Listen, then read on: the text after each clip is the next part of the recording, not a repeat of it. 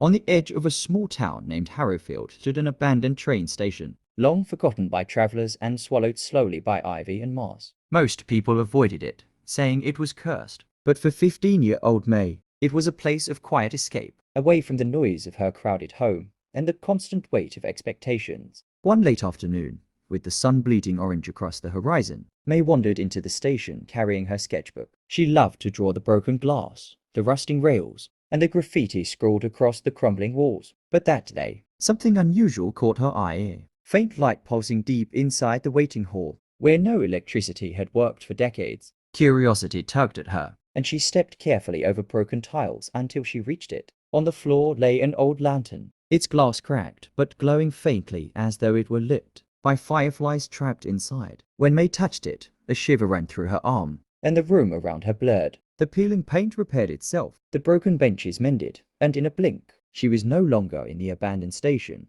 but standing in a bustling one, alive with passengers in clothes from nearly a century ago. A steam engine whistled as it prepared to depart. A conductor tipped his hat to May as though she belonged there. She clutched the lantern, trembling, and followed the crowd onto the train. Inside, the air smelled of coal and polished wood, and the people chatted as if this were just another ordinary evening. But May noticed one thing: they all seemed unaware of her. No one bumped into her.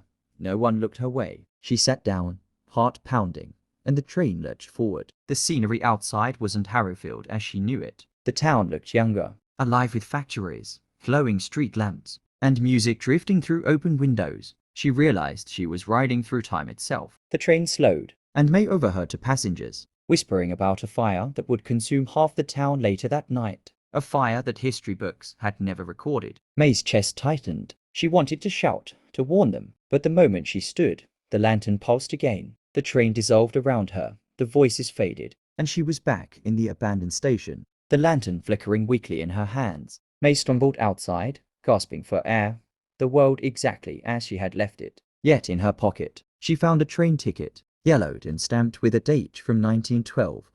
She realized then the lantern hadn't shown her a dream, but a truth buried beneath time. That night, May lay awake, the ticket under her pillow and the lantern hidden beneath her bed. She knew she would return, not just to watch but to understand. Harrowfield had secrets, and the lantern had chosen her to uncover them. Would she change the past? Could she? May didn't yet know, but the quiet hum from the lantern promised her one thing: the story of the town was far from over.